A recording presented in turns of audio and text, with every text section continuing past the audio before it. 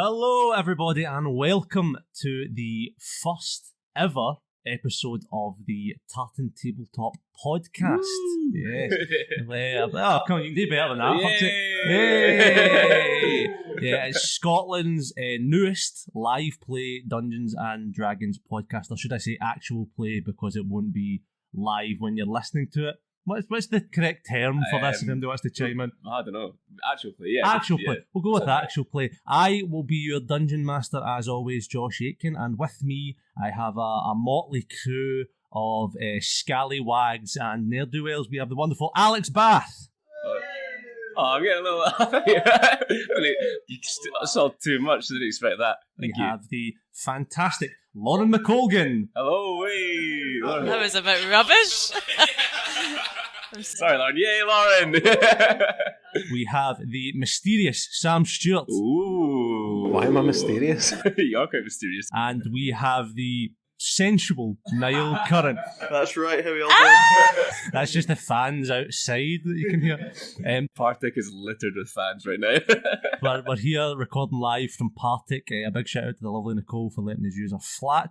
Yeah, we're back. Thank you to anyone that's joining us from the Fringe that came to see the show. Please keep supporting us. Keep giving us your money. We would love that. Something to cut out in the edit. It's getting kept in. Yeah, cool. You can't see it, but Niall's got an amazing fit on. He looks like Seal. Thank you, Alex. I appreciate it. And without further ado, let's begin.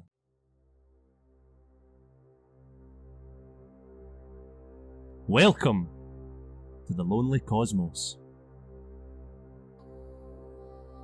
Heavenly bodies float in the vast and empty void of the cosmos. White and radiant specks of light circle burning orange and red Goliaths. Trails of purple mix with the blue of dust and atoms millennia older than any memory that is or ever was. Asteroids race and collide, flashes of brilliance exploding from the nothingness, then fading, as everything does. Peacefulness and balance disturbed by the jet engine roar of industry and the soul-shattering screech of interplanetary war. This world, these cosmos in which our story takes place, is or are boundless. Millions of planets of all shapes and sizes, colonised by generation upon generation of hopeful cosmonauts, mapping the place most commonly regarded as the known. A wild place, governed by countless feudal lords and bloodthirsty corporations, millions of light years of constant war, bloodshed and destruction, planets swallowing other planets, cultures lost to the stars forever. Everything has its limits, however, even expansion itself. The edges of the known are marked by an impenetrable and volatile astral field, stretching infinitely high and infinitely wide, forming, as many scholars have discovered, a huge and perfect circle known as the river. The one obstacle, should I say. Everyone's been very quiet right now, I'm loving it. We're listening to the pros, it's nice. It's like a bedtime story. It's a perfectly formed circle, a sort of asteroid field kind of storm around what's known called the river. The one obstacle guarding the last big secret. The place never seen and only imagined. The out there. The space beyond that which is known. Many have tried to reach it, but none have returned. Raging storms of dark and violent tornadoes bat around gargantuan crystalline rock, firing awesome bolts of golden and silver energy. The all-encompassing roars of whatever old and unfathomable beings lie within the river's tumultuous depths ring out. A lone ship, however, stands at its precipice. You can hear the excited cut attention with a fucking butter knife in it. This is where our story begins. Wonder if there's going to be like sound effects. I'm just thinking out You loud. wonder, you're putting them in if they are. You're like, will they just appear? We've already had like 20 sound effects by this point already. Aye, it's just gasps and sighs and Niall fucking heavily breathing in his mouth. That's the old gods roaring. Right now, Josh is listening to this in the studio going mad with his soundboard. Yeah, I've lost my fucking mind already. The party at the end of the world. That's what the hologram banners read aboard the yacht-class spaceship known as the Eclipse. High society socialites from a plethora of different planets and systems clink glasses and exchange revelries within the sleek black and chrome walls of this vessel. A very exclusive party, only the highest echelon of society securing one of the limited invitations that the good Captain Orion sent out, as he does every other galactic solstice.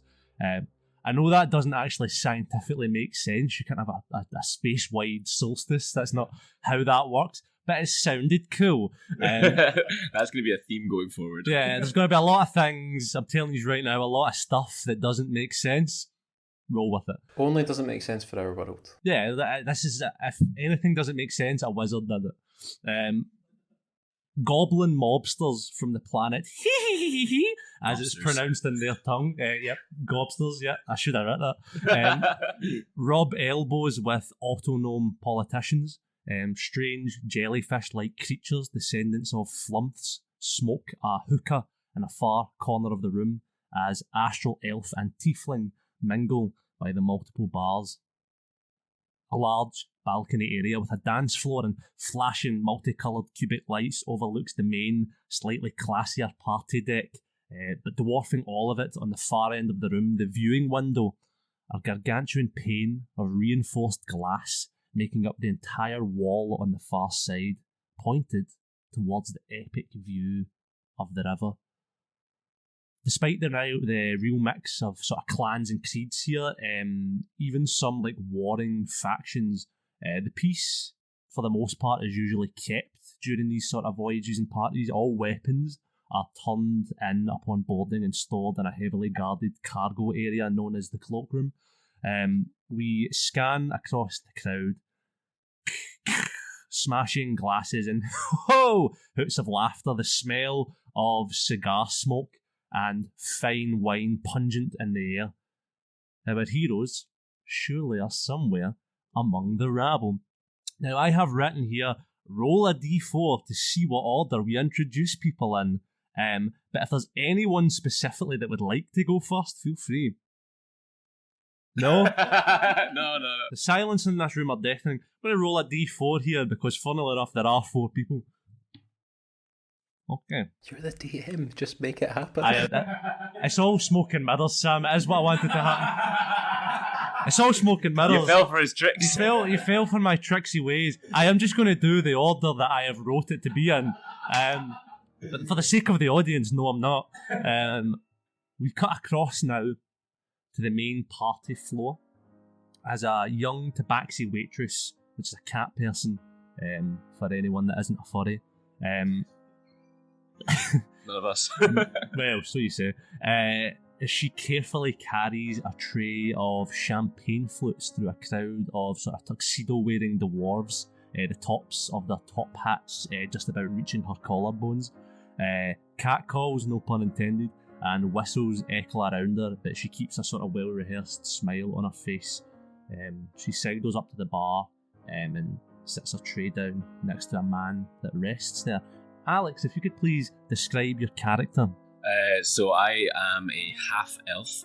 I've got a sort of bushy mustache and stubble, kind of like how I do at the moment. It's November.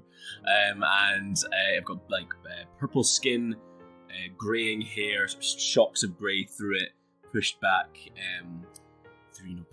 sort of not very neatly. And I'm wearing a tuxedo that looks like I bought it, in today's world, if I bought it like in the 70s or 80s, like I've had this thing for a while. I'm uncomfortable in my suit. I've not got, my usual. When I say this, I'd usually have a rifle slung over my back, and I feel too light. I feel like I don't have it on me, and it's paining me a little bit. And I'm looking around and trying to look nonchalant, but I am there looking for someone. Oh, and also my name is Braxton Bellfire. trying to look nonchalant. Just to get the rolls out of the way, give me a little performance check. Alright, yeah. First roll. No, Josh rolled that fake D4. So I have a 0 in charisma, and that is a 2. Sorry, do you mean to go on? You couldn't look more chalant if you tried. you stand out like a sore thumb here. You're sort of doing that thing where you're like trying to lean on the bar, but you like kind of get comfortable and you keep sort of like moving. I do the fucking only frozen horses and I fall through the bar. And as you sort of try to get comfortable there, you see this kind of tabaxi woman sort of clock you and start to move across. As you sort of scan her, you don't get a look at her ID badge. As you're already aware, as I've written here, but I haven't actually told you yet, you need to somehow gain access to a blue ID badge as to commandeer a life vessel and get off the ship once your job is complete here, once your target, as it is collected in a sense. She approaches you with a flutter of her eyelashes and extends her hand towards her sort of silver tray and says, "Moon Pain?" Yeah, thanks, yeah. She hands you a little glass and she sort of hangs around and says, well, it's not really Moon Pain, you know, not technically. It has to be made specifically on a moon for it to be. This is just a regular old sparkling white. It'll do just fine. I don't need fancy Moon Pain, not for a fella like me. If you don't mind me saying, sir, you don't quite fit into this crowd. What's your name? My name? My name is, Greg Beak. Greg Beak. I looked around the room. Josh had a Greg's earlier. I could see the wrapper, and I'm holding a beak biro, so... Did you see Beak? Like Beak, Bick? Is it Bick? Oh, I get he's French though, right? Get the fuck out of here. Beak? What the fuck? It's a French company. It's Beak. Alright, fine. Greg Bick. Greg Bick. What a fantastic name Greg Bick is. As she says to you, you get a little look at her now and you see her ID badge is actually a yellow one and not a blue one, like you would need. She sort of glides a little bit closer to you. Roll me an insight check. That's something I'm better at. That's a 22. 22. She's eyeing you up. As she gets closer, you catch a scent of her perfume, patchouli and rose, which is actually a scent of a candle I had in my room while I was writing this. I don't know what women's perfume Such a smells self-care like. king. I'm an incel.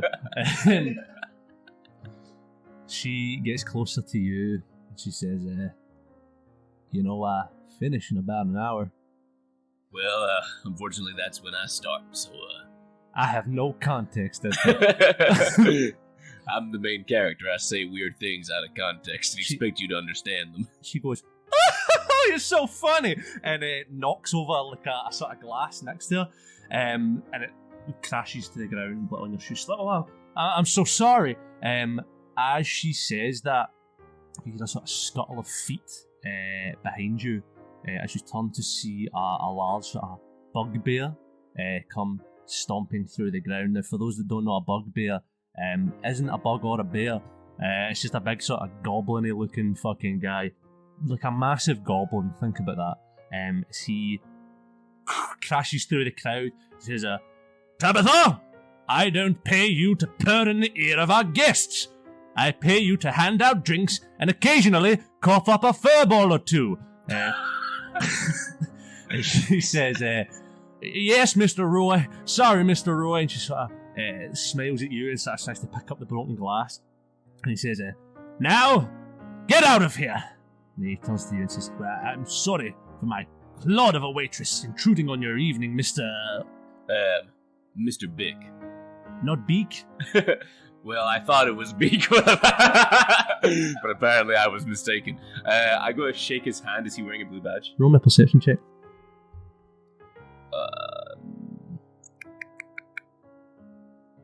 That's 10. 10. You just get a sort of glimpse of it, sort of inside his lapel. It looks like it is blue. Okay. I am going to I'm gonna ask him, have you got anything I can clean my shoe here with, or? Yes, of course, Joffrey! As he clicks his fingers and a little robot bartender comes over with some handkerchiefs and gets down and starts like wiping do the a sort of like arm round the bugbear, like pat him on the chest, like, you are too good, mister, and try and... roll me a sleight of hand check. That is a 13. A 13? On a 13, it's a bit clumsier than you would have liked. I'm going to roll a little check for him. It's not clean enough that you just get away with that. Okay. You pat him on the shoulder and sort of slide your hand in there and grab it, and as you do, you sort of... Sorry, slide my hand in where and grab what? What? You reach your hand in there and grab it. It took me a minute. Inside his lapel, inside his jacket, and grab his sort of name card that's tagged in there. As you do, you sort of drag your hand across his chest, sort of unknowingly. This is... I finish in about an hour. Well, unfortunately, that's when I start. I have no context. As he sort of looks at you and he says, well, sir, on behalf of the crew of the Eclipse, we offer our sincerest apologies. If you'd please show me your hollow ticket, I would be happy to deposit 100 drink tokens on there free of charge, of course. Do I have a hollow ticket? You do, but it's not under the name you gave. Oh, why would I say Vic? You know, that's quite alright, sir. I'm actually, I'm flying tonight. Why? Where are you flying? No, I mean I'm flying. As if like I'm on drugs. I don't know, fucking hell. Well, please, sir, I would have to insist. I'd feel awful. Well, I tell you what. If you find my wife, you can put them on her. She'll be mighty delighted with that. What would your wife's name be? What's the name on my hollow card? The name on your hollow card is a man's name. Ronald Button. Okay. It's a Mrs. Button. If you find her, I've not seen her in all night. If you find her, you tell her that she can have those drinks. Okay. Thanks very much, Mister. Not a problem at all. He fixes his coat and starts to walk away. What would you like to do? Just like move somewhere away from where the direction he went. Like just try and mingle in the crowd a little bit. Cool. Are you trying to like sort of hide and blend in? Hide from him a little bit, blend in, and I also want to be on the lookout for my target. Roll me a stealth check as you just sort of try to blend into the crowd. That is a 14. 14. You seamlessly sort of blend into the crowd. You've done this, a million times. There's hundreds of people here of all sort of different shapes and sizes. It's quite easy for you to sort of slip away. As you slip in there, you feel a sort of buzz in your ear from your little earpiece in your ear. Just statics coming through. It seems like there's some sort of interruption in the transmission. Is that you, Ro? Bzzz, nothing comes through. That's good. You can roll me a intelligence check to try and fix that. Just a straight 11. On an 11, you tweak around with that, and then silence, and then all you hear is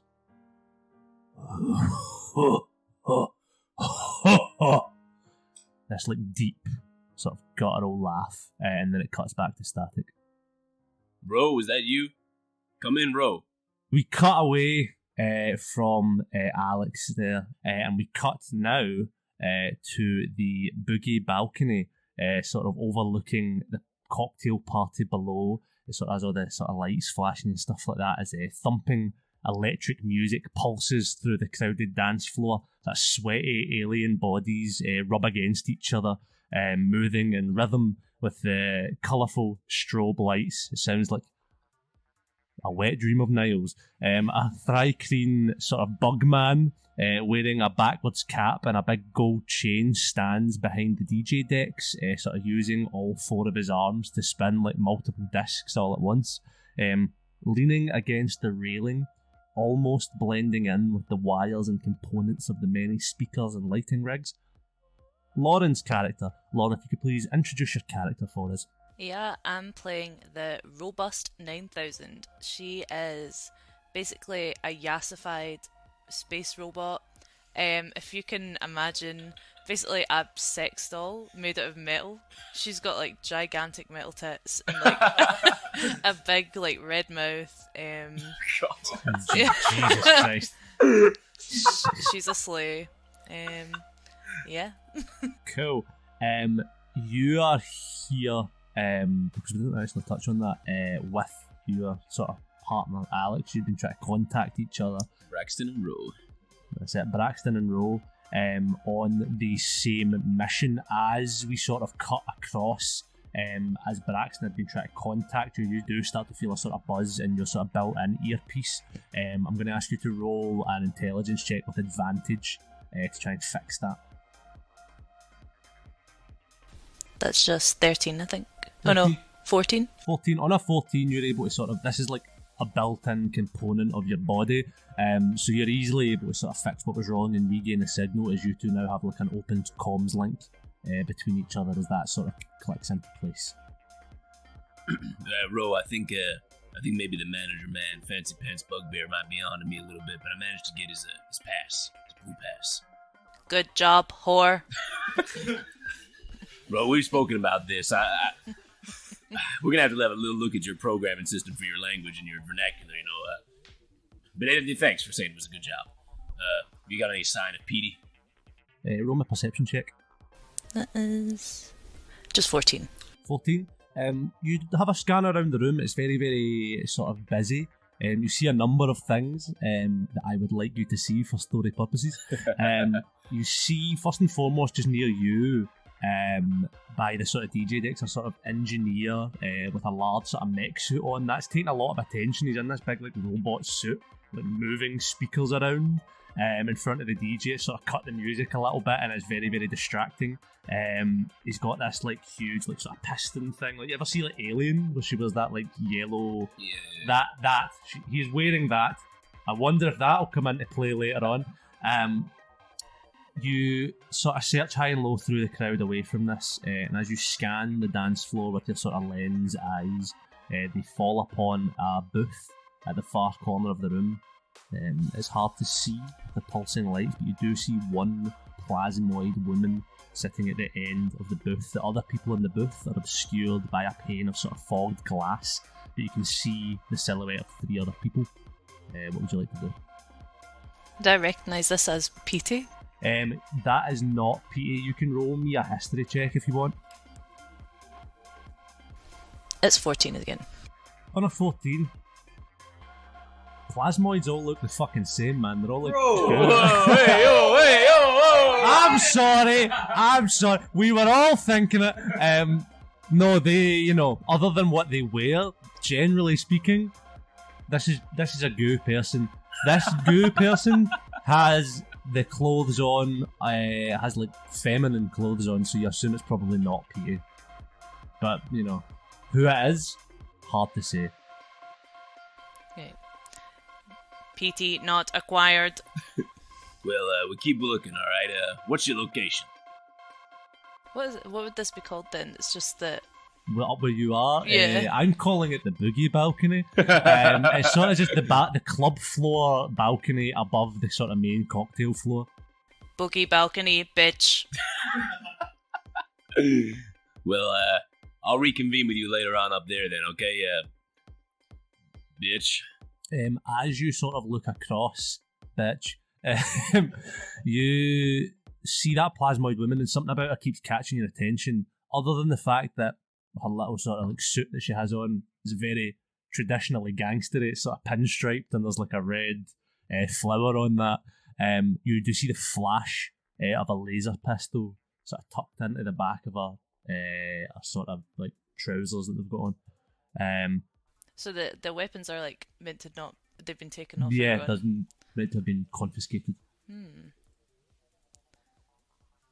Maybe I'll just do like my best impression of a human, not literally, but I'll go up and try and make sort of conversation. Cool. You start sort of making your way across. As you cross the dance floor, sort of reach the centre of it, and as you hit that sort of centre of the floor, the record playing scratches to a stop as the crowd begins to part in a circle around you. The DJ pulls a mic to his mouth and he goes, "All right, it's the moment you've all been waiting for, the dance-off at the edge of the world. Who will take the crown from our reigning champion? Hip thrust." As you see a small gnome with a man bun and nothing on but golden spandex pants sort of like minces his way to the centre of the circle. The DJ speaks up as a spotlight sort of falls on you and he goes, "And it appears we have our first challenger. What would you like to do?" As the beat kicks in, it goes, Bro, you're not supposed to be drawing attention to yourself. This is definitely her shit. Like, I think as soon as she sees this guy, she's like, "I'm gonna eat him alive." Do you want to like jump in first and try to dance before him, or are you going to let him go first? I'm gonna jump in first. Yeah. Roll me a performance check. Oh no. Yeah, that's a 7. Oh no. A 7. What do you think that you attempt to do here, like in terms of like your sort of moves here? I would like for her to sort of go onto her head, like her arms sort of go into her body and she spins, like sort of doing like a head spin. You go down into a head spin on a 7 and you go to bring your arms in and they like jam and like sparks start flying out of that and you just kind of fall into a sort of heap on the ground and as hip thrust sort of pulls some it's like sunglasses out from like somewhere in his spandex pants, puts them on. It's time to get thrusted, baby. As he does a perfect head spin, I'm going to roll just to make sure, but he does roll with advantage because it's hip thrust, baby. He doesn't do much better than you. He goes into a head spin, the sparks from your thing fly sort of into his face and it throws him off as you both now lie in a heap on the floor. Because you both rolled shit, there's no winner here so far. You can try again if you want. Yeah, she's gonna try again. You can pick yourself up and slay. Yeah. Oh, much better. That's 19. 19. What do you do? Oh gosh. She's gonna do like just a full on like hip hop like routine, like You're like popping throw and it locking. down. Yeah. She's like her arms are like, obviously she's a robot. You know when people sort of like disconnect their like arms from their body. She's like doing that, but obviously she's a robot. So like You're like crumping so fucking hard. Yeah. You're doing it hard, bro. The whole crowd's going fucking wild. They're like, whoa! They're going wild.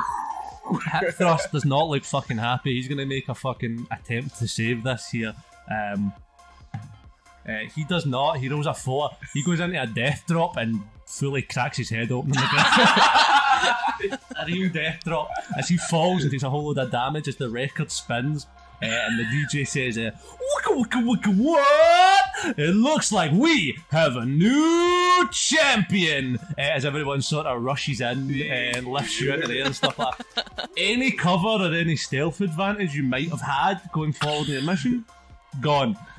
Alex is very happy about this. Braxton Bellfire is not happy about this. You hear it and you're like, Jesus fucking Christ, bro, what the fuck are you doing? slaying bitch. Slay the mission. As you sort of are hoisted into the and stuff, like hip thrust gets up, sort of spits onto the ground, and it's like "You've got no right coming in here, little mama, beating me at what hip thrust does best." And he like spits some blood out on the floor. He says, "What do you know about dancing, huh? Dancing takes heart and soul. 2 things a robot can never have." Oh my god. And he spits on the ground. This little bastard. Yeah. And hip thrust is gone until I decide to bring him back. He comes out for you for revenge. Yeah. As he disappears into the crowd, he does a sort of little like scamper out. Like, he like minces his way out. Like She's like, "That's what I thought, bitch," as he leaves. As you're hoisted into the air, you actually get a better view into that booth, and you roll my perception check. That's 5. 5. On a Can't 5. see. Blinded by the boogie. Blinded by the lights of fame. You see 3 plasmoids, you can't really make them out. but you think the odds of one of them being Pete are pretty high, because you've not seen any other plasmoids on this ship. And at that, we're going to cut away from you, Lauren, and we're going to cut now to the floors, hallways and walkways of the ship that don't make up the main party floor. This is a large vessel that takes a committed crew to man and keep running efficiently. Above all else, however, it is kept sparkling clean. By order of Captain Orion, the entire yacht should be able to be safely eaten off of at all times. And that's actually written on like some of the like little staff like announcement things. And you see like officers like will just randomly take their dinner and eat it on the floor and shit. As you can imagine, the janitorial staff for this are like hugely overworked and often employing sort of new members of the team.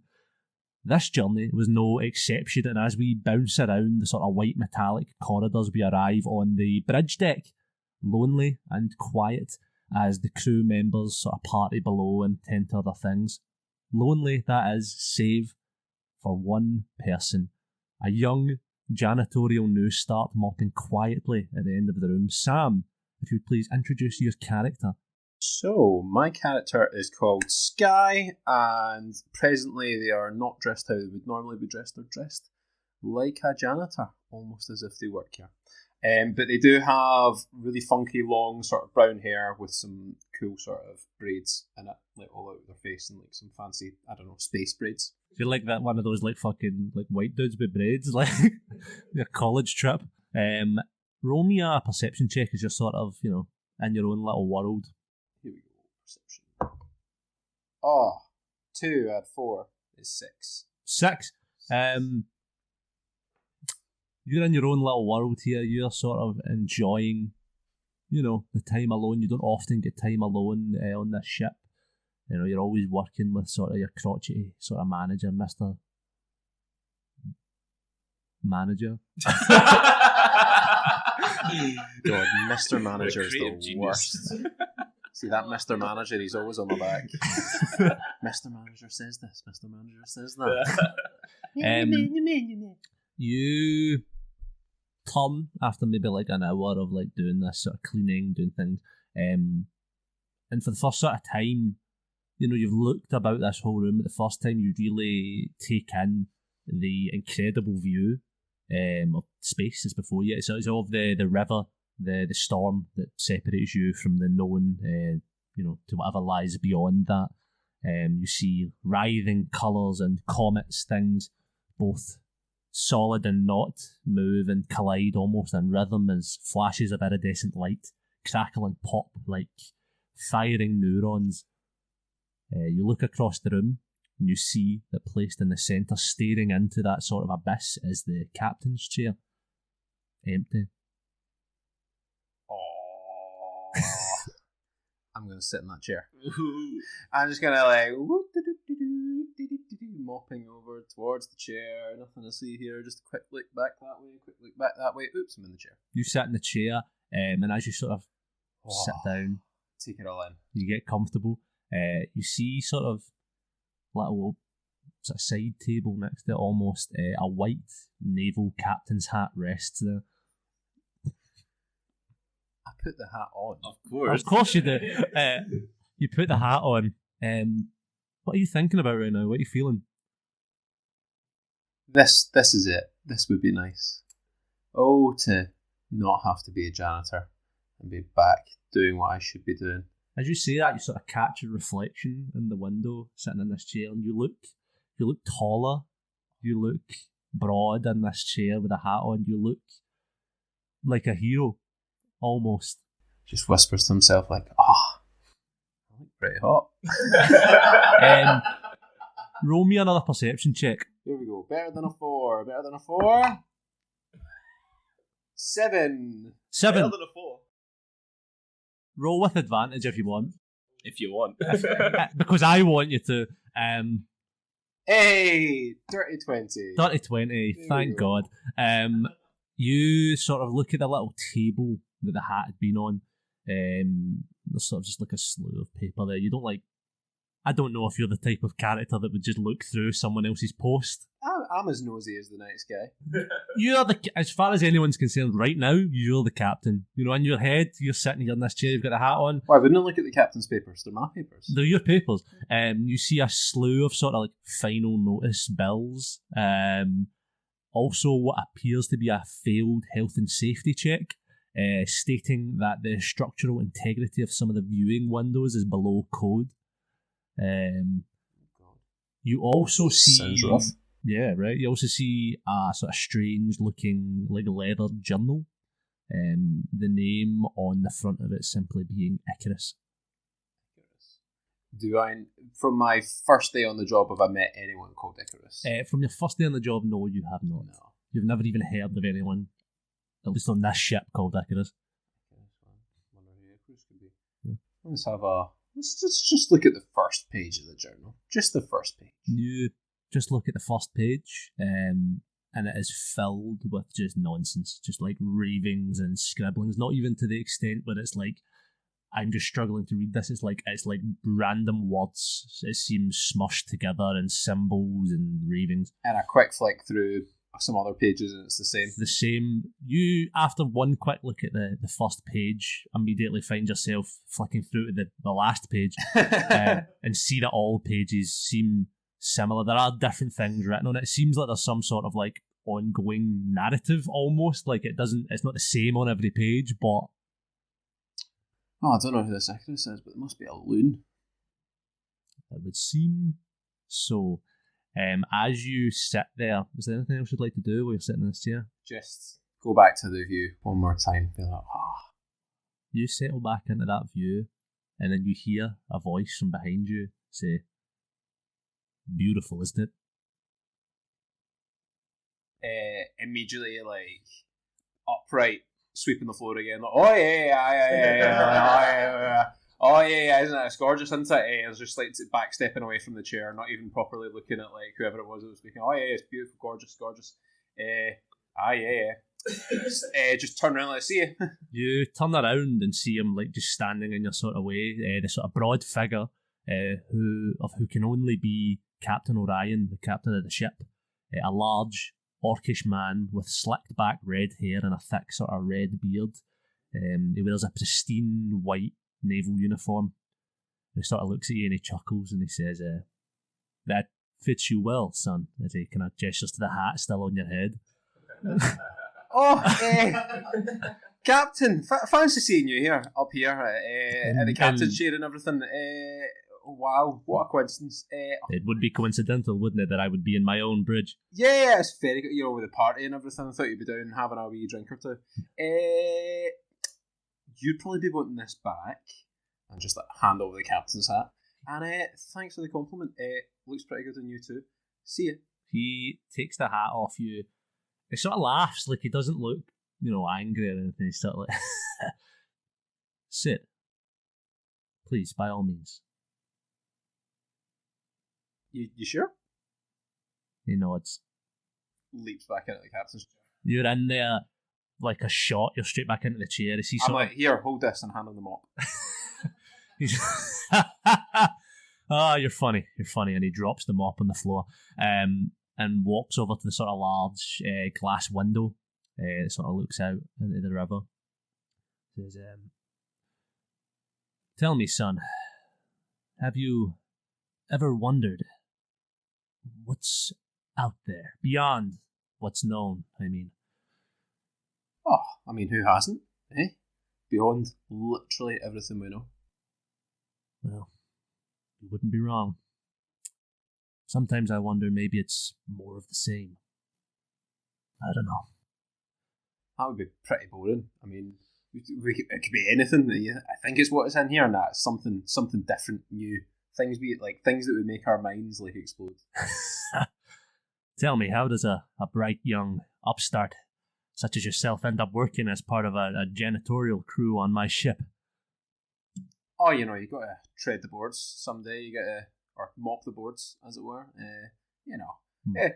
How could I explain to you, a captain, the notion of poverty? Well, as offensive as that is. I'm poor, Captain. I'm poor. I don't have a lot of money. I'll do anything. Humble beginnings, so they say. You know, you remind me of someone I once knew. A bright young boy with his head in the clouds and a dream. A dream to be the cosmonaut captain of the largest leisure vessel in the world. Do you know who that young boy was? No, but that is some dream. Yeah, well, that young boy's dead. It was a kid I shot back in space Vietnam. Listen to me, kid. And he turns around and he says, you can have all the dreams in the world, but that don't mean diddly squat if you ain't got the balls to kill for them, okay? And he looks right up in your face. Why so aggressive all of a sudden, Captain? Here, I've got something for you. As he sort of reaches, he's like inside. I just like hands up, like don't shoot me, whatever you do. I'm sorry, I sat in the chair. He hands you a strange glowing compass with writing in a language you've never read before, scrawled all over it. He puts it in your hand and puts his sort of meaty hand on your shoulder and looks you dead in the eye and he says, how would you feel about being my little helper?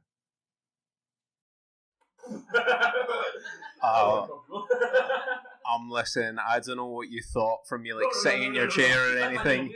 No, it's okay. Like no judge, but it's not what I'm into. I mean, like an assistant of sorts, not you know, not like that. I can see your face, not like that. An assistant who's good at keeping secrets. Yeah. Oh, right. Okay, we're straight back there again, Captain. Listen, you are a handsome man. I love the beard and the red hair combo. It's great, but you think it works? Yeah, I do actually. It's very I feel like it's weird against the white suit. No, very striking. No, red and green, white. It's like Christmas every day. What's Christmas? I don't know. Oh, we have Christmas back on my home planet. It's nice. I'll take your word for it, kid. And he reaches into his inside pocket and pulls out a small sort of grey computer chip. And he hands that to you. And he says, "Now I can't remember if you said yes to being my personal assistant, but I'm assuming you did because it makes the plot go forward. Head to the boogie balcony." And I'm just going to sort of stand for a second. I've got like a big, weird compass in one hand and a little computer chip in the other. And it's like, sorry, what? Those two things don't go together. The compass is a gift. The computer chip is part of a job. I need you to go to the boogie balcony right now. There's a few heavies waiting in a booth. One of them's the leader. You can't miss them. He's made entirely of goo. Give him this chip and tell him this. Daddy Orion still has his belt. Do it quickly. Again, Mr. Captain, sir, I see what you're putting down here. I'm not interested, but... That's not what I mean. It's not something weird, okay? Okay. Do it quickly. His life very may well depend on it. All right, well, we should go now then. Dismissed! Okay. It's still like maybe 2 inches from your face. I'm just gonna like put the compass like in a janitor's pocket and like sort of try and pry the mop from out of his hands. He threw it. He threw it in the ground. I'm just gonna like take a step back and like slowly just grab the mop. Yeah, and just be like, okay. He hasn't blinked the whole time. Head in the general direction of the boogie deck. The boogie balcony. The boogie balcony. The balcony. Love it. I'm going to head towards the boogie balcony. You're going to get mixed up with the dance deck. You're going to get mixed up with the party deck. It's the boogie balcony. They all sound like fucking locations in Fortnite.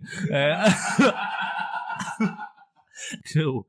As we cut away from Sky there, as you make your way down into the sort of party area of the ship, we cut across now to the sort of place that we've all been talking about, the private booth in the corner of the boogie balcony area. A cosy little round table with purple leather seating around it. A fogged glass panel slightly shields the flashing and colourful lights, but lets enough in to sort of illuminate the faces of 4 plasmoid people. Plasmoids, of course, being featureless, sort of anthropomorphic goo folk, wedged into the centre of the booth behind the table. We see Niall's character. Niall, if you could please describe your character for us. Hello there. I am going to be playing today PT the Plasmoid. PT, or as his family name is known as the Academoid family. He's a high-up lieutenant in the Academoid family, and he's wearing a three-piece pinstripe suit with a large black overcoat over it. He usually is in goo form, but when he's around other humanoids to try and fit in a bit better, he will, form some limbs and a head and give himself human-like features. So he's very tall. He's about 6'4". He likes to kind of stand over everyone. It's a fantasy game, Fantasy, people. fantasy. Niall can be anyone he wants, and it's a tall, Who's handsome tall? goo man. And he's got a very, very big cigar sticking out of his mouth, and he's just looking back over the party and just relaxing. You are sort of wedged between two sort of much larger plasmoid men, both with like big pinstriped suit jackets. They're sort of rippling, like the jackets ripple, sort of like an expensive waterbed on their bodies. Your clothes, I've put a note here, your clothes are just constantly wet. There's always a little bit damp from your sort of goo Always body. applying talcum powder.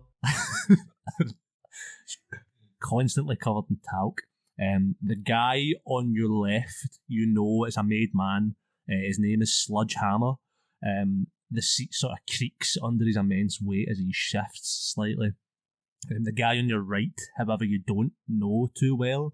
You've seen him sort of hanging around the family estate over the past couple of weeks, but you have never heard his name being said. But sitting across from you is someone you do know very well. The familiar figure of your sister, Mukaseta. She adjusts the red flower on her dark black lapel slightly and takes a steady draw from her lit purple cigar. The smoke, by the way, visibly dissipating sort of through her goo body. I feel like we had this discussion briefly, Niall, about plasmoids and like gender and like how that works. This is a very forward-thinking community where they just decide at birth. There's no, there's no organs or anything. They're just all goo. A few weeks after they're born, they have time to kind of like sit and explore different things. They decide themselves what they want to be. So it's quite a nice thing. They haven't said a word to you since you sat down. They just sat in silence, taking little sips from the drinks, taking draws from the cigars. What would you like to do? I'm going to very awkwardly. I'm going to try and get up to get another drink. As you try to get up, you can see a gestures a hand, and you feel Sludge push you back down into the seat, and she says, "Hey, brother, what's the hurry?" Carmen. Sorry. Oh, that's the wrong name. I called you by my hamster's name. That's another story. I'm highly offended. Mukaseta, listen. I'm very thirsty and I want another drink. I don't appreciate you pushing me down onto the seat. I need you to understand the hierarchy of this family, and I don't think you get it. I need you to let me pass. If you needed a drink, brother, why didn't you just say you needed a drink? Because I'm a grown-ass plasmoid and I can get myself a drink. All right? I don't need. Where is all this animosity coming from? Jeez. Deep inside my soul. All right, Mukaseta, deep inside. All right. You want a drink? I'll get you a drink. No, I want to get myself a drink. Well, I'm getting you a drink. You're getting me a drink. I'm getting you a drink. You gonna drink it? You're gonna drink The fuck it. do you think I'm gonna do with a drink? I don't know. As she sort of pours from a decanter, a slightly like less gooey substance, but still is a bit viscous, and sort of slides it across the table. Downs it in one. Another. Are you sure? Well, I have fucking asked for another drink if I didn't want another drink, huh? Jeez. Okay, she pours you another drink. In fact, she just slides the bottle across. Mukaseta, I'm sorry. It's, it's difficult being in this form. the suit is clinging to me. It's touching all of my goo, and I don't like it. It feels weird. All I want to do is form back into a big blob and just, when you're in your blob form. I know. And then, like, sometimes you're like, I'm going to stretch really far. And then you, like, kind of just let yourself lie flat on the floor like a rug.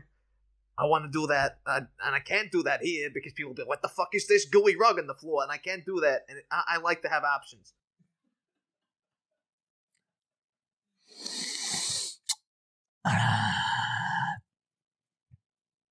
Yeah, I know what you mean. It feels good. Rugs feel good. Yeah, I do it too. It's nice. It's very relaxing. It's very soothing. I enjoy it. She sort of settles in, and she looks at you and she says, "Hey, Petey, do you remember that time Dad took us to the hamster trek?" Yeah. Your dad was bad for the hamsters. I tell you. Hey, the hamsters were bad for him, huh? Oh, you can say that again. Yeah, I remember. Yeah, he gave us how much was it? 10 credits each. 10 credits each. How much did you lose? Certainly more than I gained. You can say that again. He said, I remember it now. He said, "Back a winner." What was the name of your one again? Speedy. Speedy, the fastest, slow, the slowest hamster in all of the hamster. It was sad. They shouldn't have done Speedy like that. He had a few more good races in him.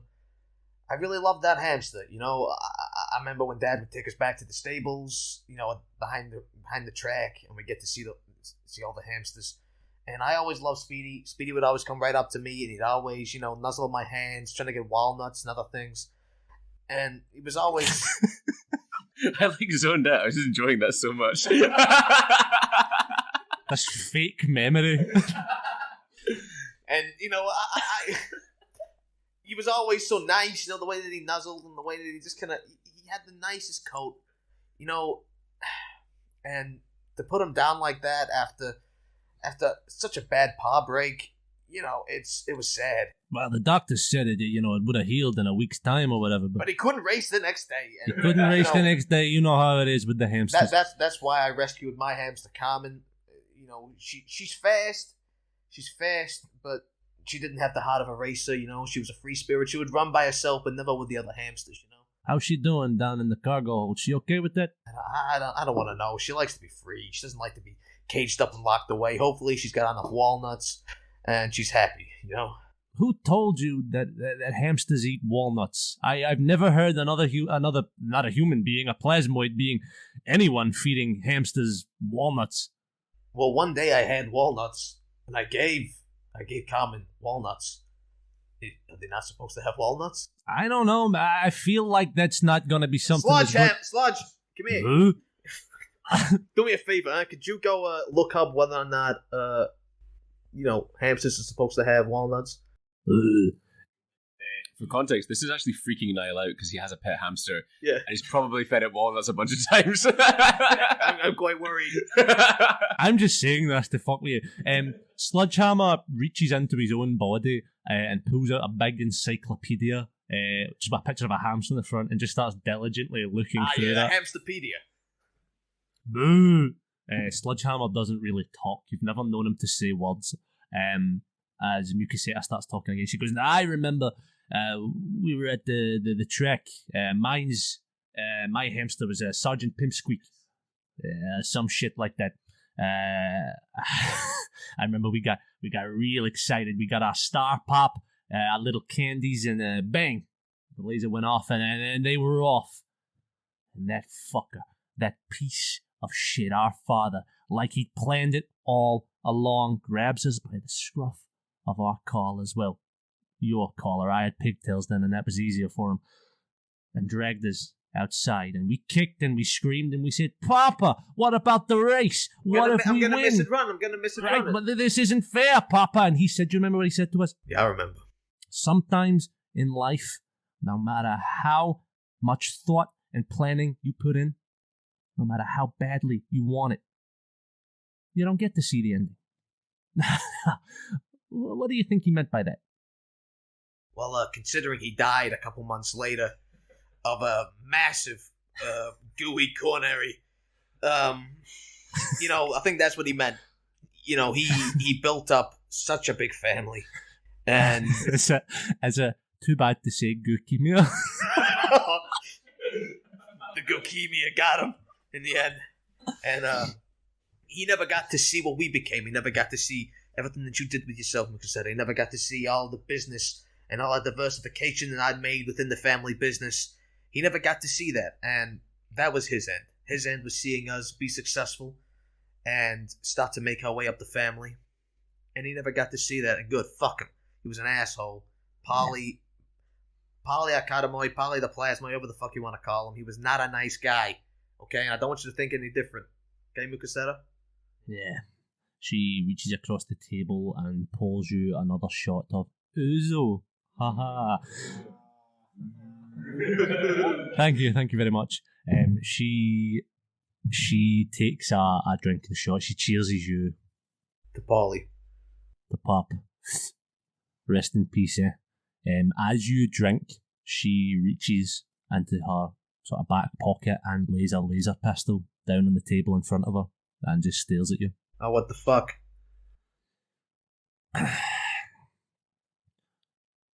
We're not as strong as we used to be, brother.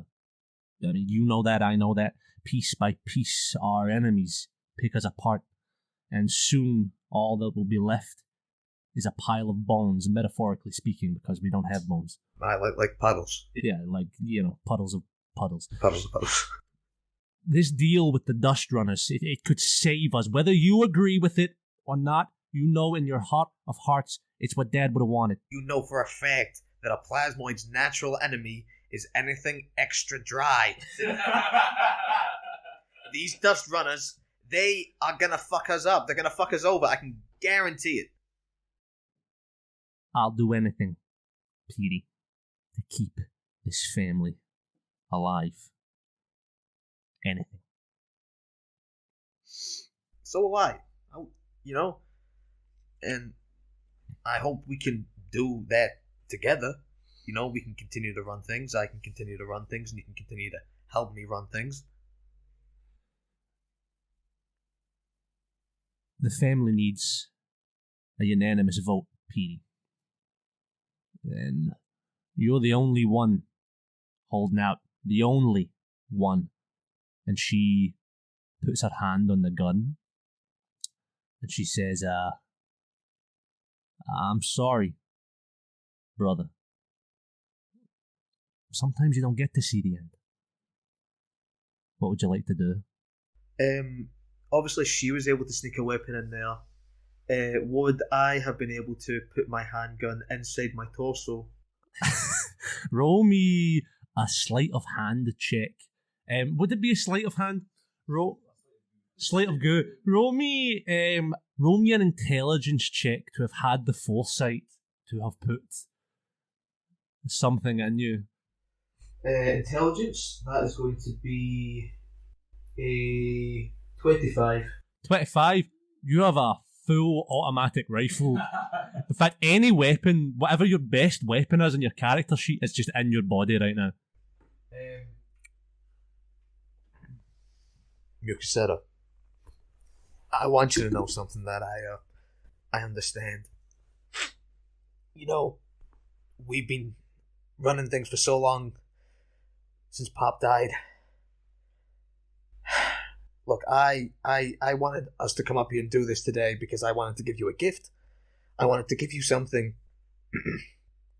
And if it would be alright with you, I'd like to give that to you before you do whatever you gotta do. Because I understand I would die for my beliefs, and I understand that you would do the same. So I'm ready to accept what I have coming. Roll a persuasion with advantage. That is going to be 23. 23. You see she has like a little sort of almost a tear in her eye, if you could call it a tear, or an eye. You said you're leaking. I've been to the doctor about it, I don't know. She sort of looks at Sludge and the other guy that you don't know the name of, sort of nods, and they sort of move away from your arms to give you a little bit of room to move. She goes, okay. Now, it's inside my jacket pocket, okay? I don't want you to do anything sudden. I'm going to reach in with my hand, and I'm just going to grab it. Is that alright? Slowly. Okay. No worries. So you're acting this out, but this is a completely auditory experience. I'm so in character, bro. The tension in here was insane as Niall reached into his own jacket pocket there. Petey reaches into his pocket, and as it looks like he's going into his pocket, he actually goes into the buttons between his shirt, and he reaches into his own torso, and he wraps his hand around the handgun, and he slowly brings the barrel outside of his own skin, so that not to harm himself. Your character's cool as fuck. He looks at Mikaseta and he says, "You're right. Sometimes we don't see the end, sometimes we don't get to see what's going to happen to us. And sometimes things just happen by accident, like, for instance, today, I forgot to wear my armor. And I pull the trigger, and the bullet goes right through my jacket. I don't have any armor on, so it goes right through, and it hits her. Roll to hit. We'll see if it hits her. We'll see. That's a nat 20. Roll double damage.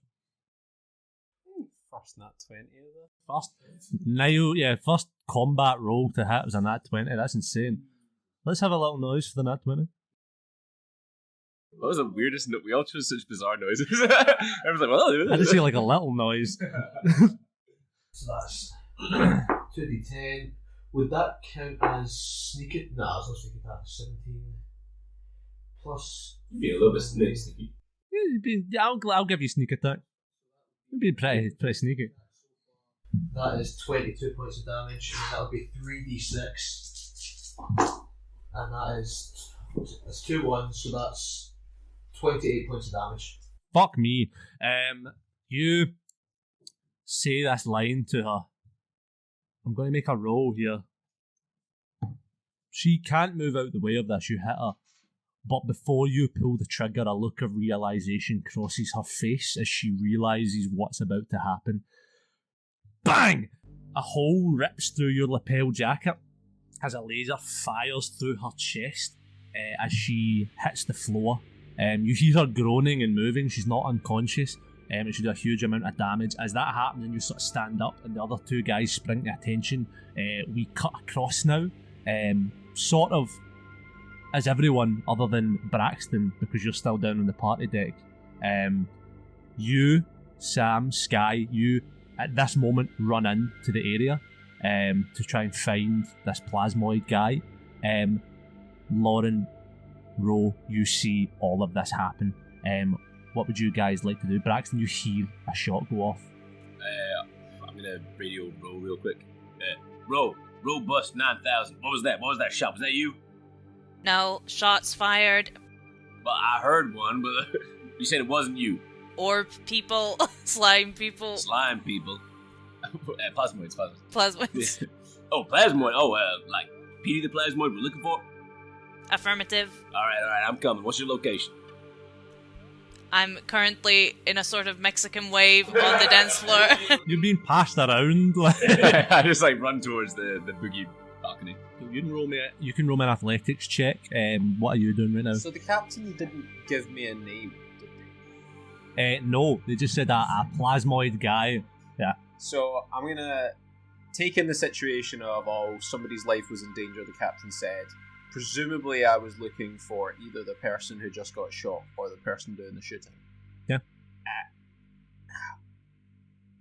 Sort of gonna bolt over. Not quite sure of what I'm supposed to be doing, but I've got the computer chip in my hand, and I'm just gonna sort of run over to Petey and Mukaseta and be like, "Do either of you know the captain?"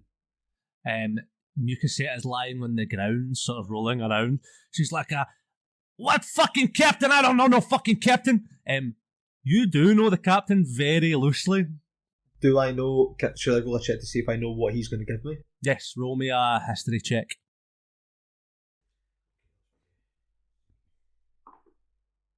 That's a 10. You know the captain because you have the same tailor. Yeah, I know the captain.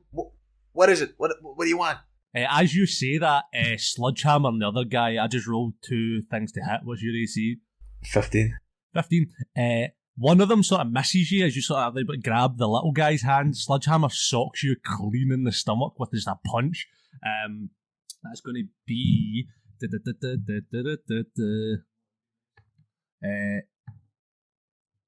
13 points of damage. From a punch? He socks you clean in the stomach. He goes, Yeah, I know the captain. I'm going to take my pistol fully out of my coat and I'm going to point it at the other people in the booth. And sit the fuck down.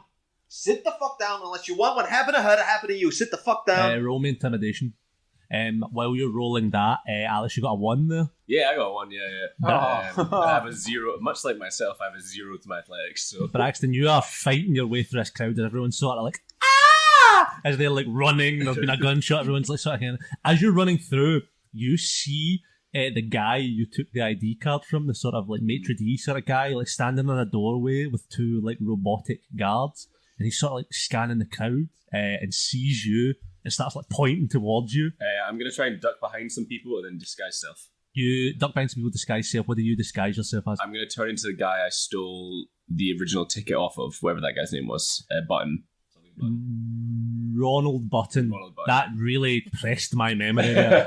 Well done. I know, thank you very much. Yeah. Ronald Button, because McDonald's is round the corner and there's chocolate buttons on the table. We know how to eat here. Yeah, we know how to eat. As you duck behind the bar and then just like walk out nonchalantly as Ronald Button. What does Ronald Button look like? He's a big clown. No, yeah, well, sure, he's like a human. He's got like sort of balding red hair, in his 30s, slim man. That's Ronald Button. Cool. You look pretty handsome guy. As you make your way, I'll let you roll another athletics check with advantage this time. That's better already. Thank you for the advantage.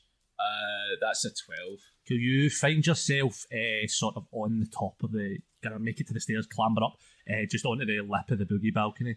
Right. This is sort of cleared out now. You can roll me an athletics with advantage roll, just to try and get away from this sort of Mexican wave.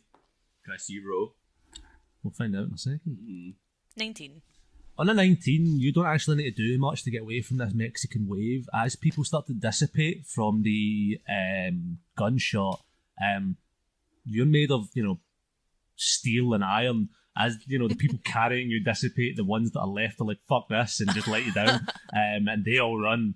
So it's now a sort of empty dance floor. The DJ's got his headphones in, he's still spinning the decks. As you guys, he's going down with the ship, like he's playing a violin. You guys all stand there. Bucasetta's on the floor, riding around. These 2 guys. What did you roll your intimidation now? 23. 23. Whoa. They put their hands up and they sit back down. I have a plasmoid-based question. Go on. So they can generate limbs and things. Okay. Can I generate open up my shirt and generate an 2 extra limbs to hold 2 daggers? Fine. Cool. I'm going to hold those 2 daggers to those 2 guys' necks and hold my gun in my other hand. You 3, Ro, Sky, and Braxton get to the top here. Braxton and Ro, I don't think we've actually said out loud here to capture Petey. Yeah. Don't know, Our audience is intelligent. They'll that work out, that right? As a out. gangster, I'm a bounty hunter. They'll figure it out. Yeah. Oh, I also fine. gonna say to Ro, it's me, Braxton. I know I look like that guy we beat up last week to steal a ticket, but it's actually me. I like this look on you. Don't get used to it. You guys see that? You're standing there before him, having asked Sky, having asked the plasmoids, who knows the captain. You see all of you in a horrible, kind of noisy, squelchy way. 2 arms burst from Petey's chest, already holding knives to these 2 guys' throats. What do you guys do as you all stand here?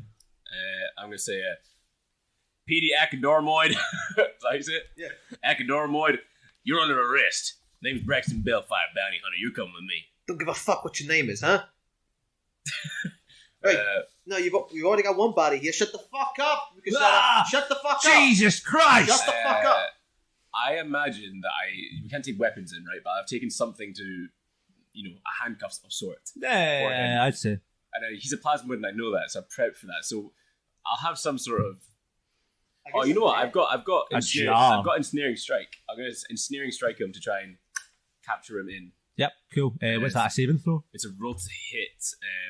So I rolled a 21 to hit. And I think there is a saving throw, so I'm just going to double check though. So it will hit.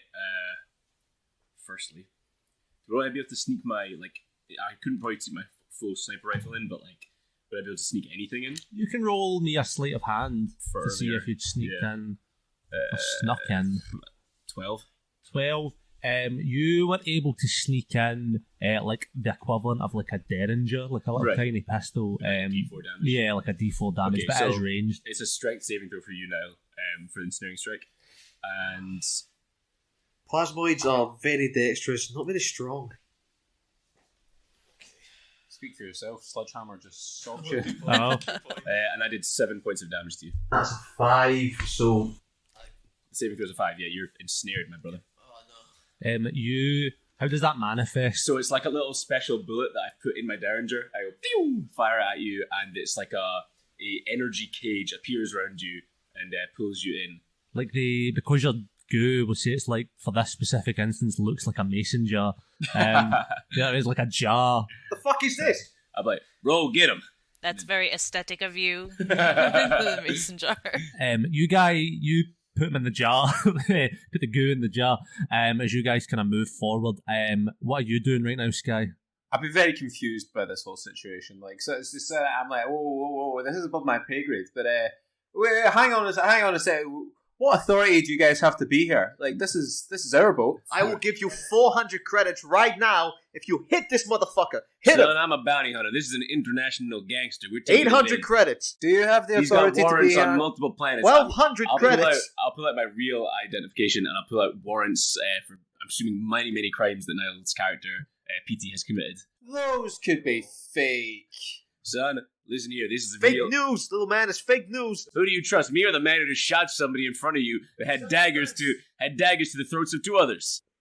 Guys, I don't know. The creepy captain asked me to come over here and give somebody this microchip. There's a big bounty on this here, son. You look like a strong lad. How about you help bro carry the jar to the ship? We'll get out of here. I'm going to look him dead in the eye and say, if you help these motherfuckers right here, sure. You might feel good for a few days. You might feel happy. You might think, oh, I've done a good thing, huh? I've done a good thing. I captured a bad guy. But then one night you're going to be sleeping. It might not be tomorrow night. It might not be next year. And you never know. But at some point, you're going to hear the clip-clop of hamster feet coming up the street. They wear shoes, special shoes, to protect the little paws. Nah. In the back of that hamster will either be me or one of my comrades. They're going to fuck you up, little kid. They're going to fuck you up. So, what's it going to be? You're going to help out the big scary man? Or you going to help out me, the poor little plasmoid in the jar?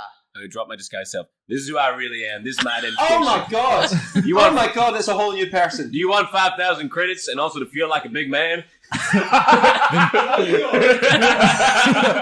You scared of hamster? Show me the way. Show me the way to the fucking escape pods right now, son.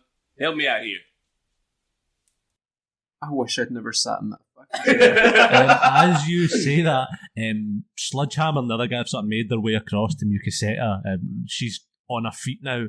She's got the gun in her hand. She's like, nobody fucking move! Nobody does anything, alright? As she points the gun sort of between you all. Wait. This is going to sound weird, but the captain said it weird. Daddy Orion still has his belt. The fuck? Daddy Orion still has his belt? Who the fuck is Daddy Orion? Kid! It was you. It was me. Daddy Orion still has his belt. Holy shit. I'm gonna kill this kid. I'm gonna fucking kill this kid. Hey, you kill that kid, I'll kill you again, Mukaseta. You didn't kill me the first time. I'll kill you now. Bro, take out Mukaseta. Oh, back up. I put on a gangster voice there by accident. Can I say it again? Yeah, sure. Bro, take out Mukaseta. You turn to face hard. As we're in this sort of standoff, is there anything anyone would like to do here? I hold up my fingers like guns because I don't have any weapons on me, and I'm just like. I suppose in this universe where magic exists, that's a bit of a whoa, hey, yo, hey, let's take it easy. What's this kid gonna do? Oh no, wait! I've got my mop as well, so I've got one finger gun and one mop. Oh, all right, son, take it easy now. You know the right thing to do. You look like a good kid. You don't want to be getting messed up with these likes. Could I investigate the jar to see if there's any small 1-inch spaces that I might be able to escape from? You can give me an investigation opposed by Alex's Arcana, by Braxton's Arcana. That is 18. 2. You've been caught off guard here. Your sort of spell, your sort of special ammunition. It's not as good as it could have been, and there is a small sort of crack in the lid of the jar, about an inch. I'm going to look at the young boy. So I never caught your name. I haven't. I'm gonna. What's your name, kid? Sky. Sky. Are you Daddy Orion? I'm not Daddy Orion. I'm Petey the Plasmoid. I can do a lot of good for you. Oh, that bullet! It's done something to me. I don't feel right. I'm going to start to turn into the ooze. That like my natural state. You've killed me!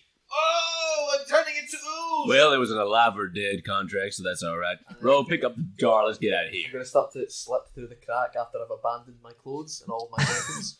Slowly. Roll me a dexterity check to see how fast that you can squeeze. Because it says that plasmoids can squeeze through 1-inch gaps. Doesn't say how quickly they do it. And if it's a sort of like a... Proficient in dexterity, so that's 13. Plasmoid Christmas has just been... you've not really been calorie counting much this season. You're not as thin as you once were. Even in, your mass, I suppose, isn't as much. So this is a squeeze. It's taking some time here. I've drank a lot of ooze juice, whatever it's called. Ouzo. So I'm quite dehydrated, so I'm not moving as fluidly as I normally would. So yeah, it's going to take a wee while. You guys watch, you see, very obviously he's trying to squeeze out of here. I can't turn the jar just upside down. You turn the jar upside down. You close the lid and just turn it upside down. And it negates that. Alright, I'm gonna need to do something to. I'm gonna cast my spiritual weapon. Uh-huh.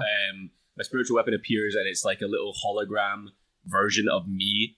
This is how I would normally appear. I've got sort of piecemeal to slightly worn out space armor on. I've got some goggles on my head. I've got a big cigar in my mouth. This is in the hologram version, and a large sniper rifle over my shoulder. And I'm going to use that spiritual weapon to use the butt of the rifle to smack Muscetta. Roll, is that a saving throw for me? Is that a hit? It's a 2 hit. So that is plus 7. That's not great. It's a 10 to hit. 10 does not hit. As you sort of make this appear, it's one of those janky, old holograms, sort of first generation holograms. You've not got it updated right now. As it sort of flickers as it comes on, and she just sort of steps back. Yeah. Now you watch out for that, boy. I'm gonna fucking kill this guy. I'm gonna kill him. As she says that, and as you do your little hologram, Braxton, do your little hologram. You do your hologram. That's so good. I should do your little hologram. You hear crackling in your ear again in that earpiece, and you hear it as well this time. As you sort of feel it a little bit, it cuts out, and you both hear Braxton and Ro.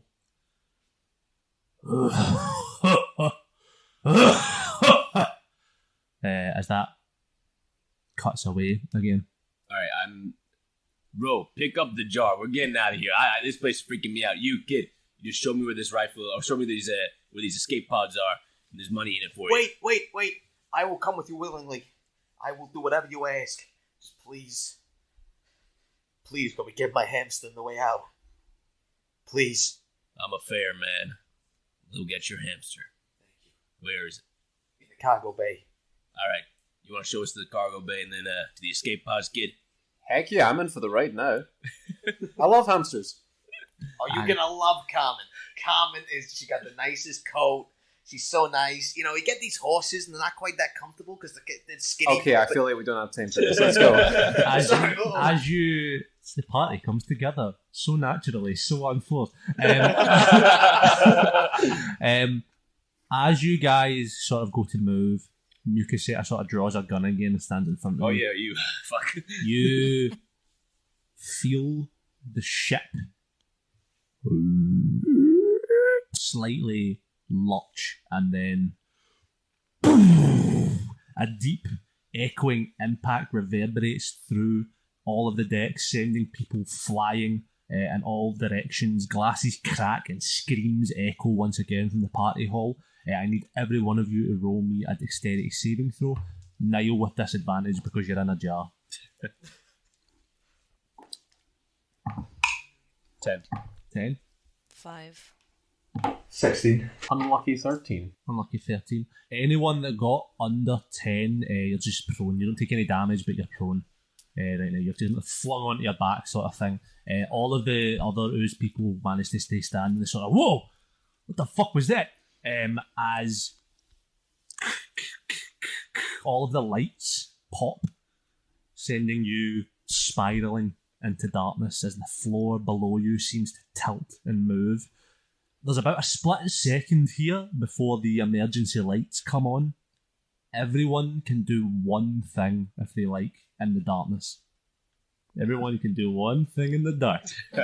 Is this... Are you prone? No.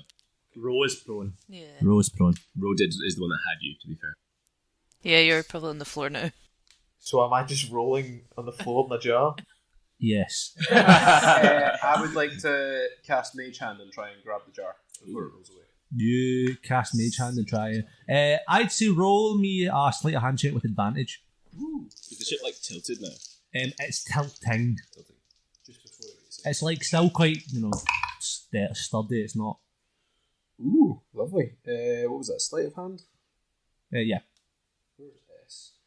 22. 22, you're easily able to quickly. It's sort of rolling towards you. You Mage Hand and like stop it, almost like with as if you're using the Force, but not.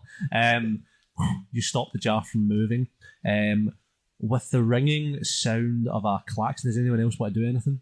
Can I try and run in the jar like a hamster would and see if I can run away? You need to take your form again, but yes.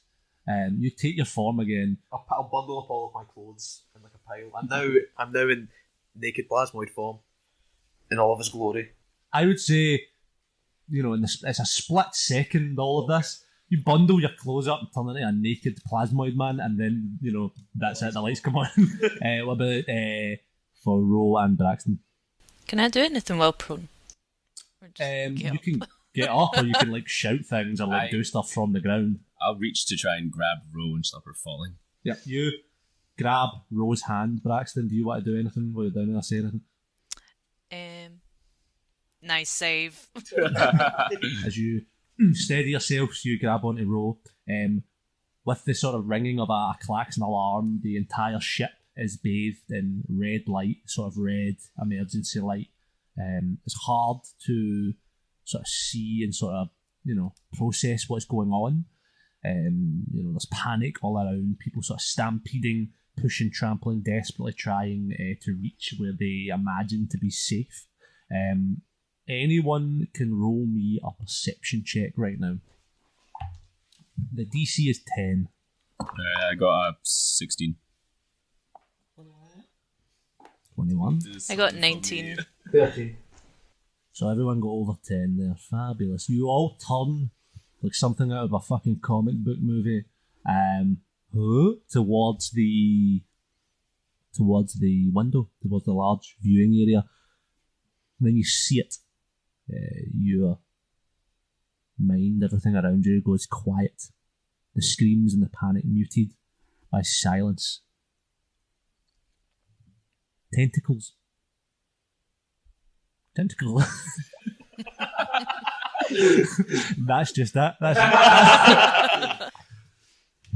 Black and gargantuan tentacles large enough to wrap a whole moon easily in their grasp, writhing from the inside of the river itself. and then out towards the Eclipse, the ship that you are on. With the boom of a large explosion and the crunch of metal, you understand that this thing has grabbed the ship, and you see the storm at the edge of the world growing closer and closer. You feel the whole floor below you begin to tilt as the force from the tentacles starts flipping the ship onto its side. What do you do? We gotta get out of here. Look, I've got a blue pass. I'm willing to save your life if you come with me, alright? Listen, this is bigger than you and me now. There's a big tentacle monster outside. I need to get to my hamster. You need to let me out of this cage. I promise you, there's no other way off this ship other than with you, my friend. So let me out of this cage, out of this jar, and I promise you, me and Carmen, we're gonna come to you. Please. Please. I feel like I don't really have another option because I'm not the kind of guy that would leave him in the cage to die on the ship, and I just have to trust that you're going to come with me. So I drop my ensnaring strike and let you out of the jar. As I'm putting back on my trousers, gotta cover my shame. And I'm like, come on, guys, this way to the cargo hold. God, he's so plucky. Mukasetta's still nearby. Mukasetta's still nearby. She's sort of like, what the fuck is going on? Not really grasping anything. I'm going to start to head towards the cargo bay, wherever you just pointed, and I'm just going to turn and try and fire a shot at her as I go. You turn at that last second to fire the shot as you all start moving. The ship sort of reaches the apex of its turn as the sort of field of gravity it was in loosens, and you just feel it all flip onto its side as what was the wall across from you and the big glass panel becomes the floor, and you all begin to fall. I need all of you to give me 3 dexterity saving throws each. As in, like, so there's gravity on the ship and we were like falling as if the side of the ship is down. Yep, as if what was the big sort of viewing window is now where the floor would be as it flips onto its side. I got a 14, a 13, and an 8. 14, a 13, and an 8. I'll let you know what happens there. A 20, a natural, a dirty 20, a 22, and a 13. Cool. 7, 16, and 9. Cool. 16, 17, 19. 16, 17, and 19. Cool. Are you still in the jar, Niall? No, I let him out. You're out of the jar. Okay, that's good that you did that, because I was going to impose disadvantage if he was in the jar. So you, 2 of yours were under 10 there. There was a 9 and a 6 in there, the row, if I'm correct. Yeah, cool. So here's what happens. The ship flips over. You, Petey, you're good. I'd say you're sticky almost. You flatten yourself. You know those like little dudes you get that you'd like slap them off walls? You know, there's like one of them, you like slap yourself into what is now what was the floor. You know those like alien egg things you got? Yes, yeah. Exactly like that. I used to chuck them on my ceiling when I was a kid and just let them stick there. I had no idea why my parents let me get away with that. I used to, do you ever do the thing if you thought you could like make a chit like a baby one? Yeah. You convinced yourself you did. It's just like a piece of fucking goo. Yeah, it's like not a thing. You slap yourself to the thing, you're able to sort of, you're sliding down it, but you're secure. Braxton, you're kind of, cool Indiana Jonesy, Batman-y. I'd say you're falling, you maybe grab onto a railing or something, you're like hanging there, like one arm off, like I'm too old for this shit. Something cool like that. Sky, something from your training sort of rings true with some high rolls there as your janitor training. The janitor training. As you take the mop and you like jam it into something, they're able to like swing round it and find like a really sort of firm footing. Sort of on like what would have been a bar that's now flipped up, so it's sort of just like a platform, which you find sort of a good way to stand there. Ro, you are, you're a robot, you're quite stiff, and you're, heavier than most in that sense. As soon as the ship turns, you tumble down, you try to dig your robot arms in to the floor as you hear, as you scrape down the metal, and then nothing. Your arms grab nothing as you tumble down over what was the party floor and onto the glass. The glass isn't up to code. It's almost as if I planned it, baby! As you smack onto the glass, you don't go through it. You sort of, your eyes readjust. As they adjust. You look up and it's sort of confusing because it's like everything's like on its side. And you just hear in your ear as you look to see the glass below you slowly cracking. What would everyone like to do? I'm going to make some rolls for Mukaseta and the gang. Mukaseta and the gang all make it. They all are able to stabilise. You actually see them. You take a second and all sort of look around and get your bearings, and you see them sort of just disappearing through a door, sort of into one of the kind of hallways throughout the ship. Fuck you! You, Sky, recognise that as the way you guys need to go. Guys, they're going to beat us to the cargo hold. We gotta get escape Ro. pods. We gotta get Ro. She's down there. I can get myself. So yeah, I'm going to cast Misty Step, 30 feet or something. Yeah. So just within 30 feet, whatever surface is like Within standable or reachable. 30 feet, a surface that's standable. You can Misty Step to one of the upturned sort of bars that's still on that floor. You get up there, you're about 30 feet up. So the door that you all need to get to is about on the wall at the far side, is about 70 foot up from where the ground is. Obviously it's like on its side and stuff. And it's, why would there be a walkway to it when everything's on its side? It's just sort of floating in that sort of space, you know what I mean? Like there's no discernible way to climb to that. You're all sort of stable, but you do still hear the glass cracking below you. What would you like to do? If the glass cracks, we're in, for lack of a better word, space. What happens when the glass cracks? Atmospheric decompression. Just what Niall said there, yeah, atmospheric decompression. You would most likely be sucked out. Guys, we gotta go now. We gotta go now. Glass is gonna crack. Yeah, how is it? Door. Yeah, I'd like to try and make a whatever the easiest route is to get there, climbing on things, like doing that Cool. kind of shit. As you're doing that, Braxton, can you roll me a perception check?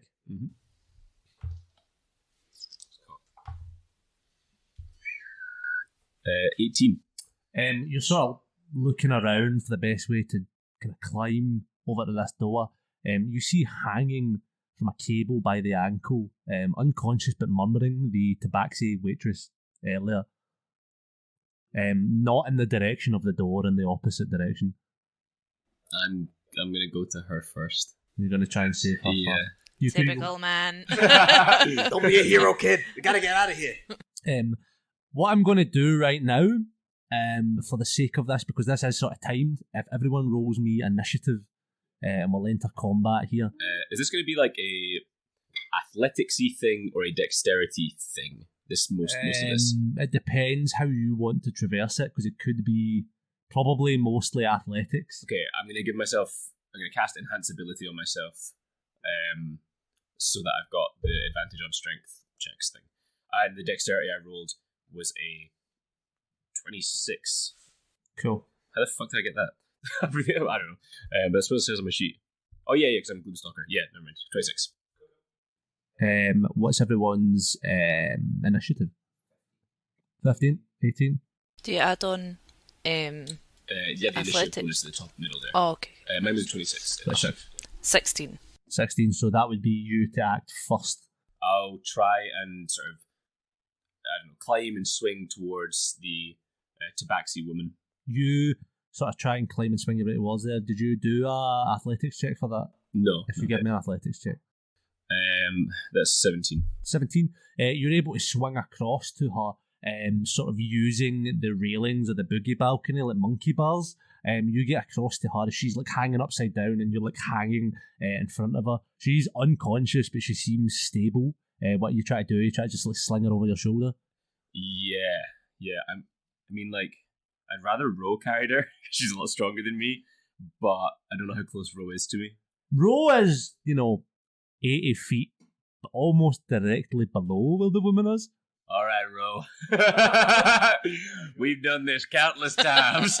It's the old woman drop.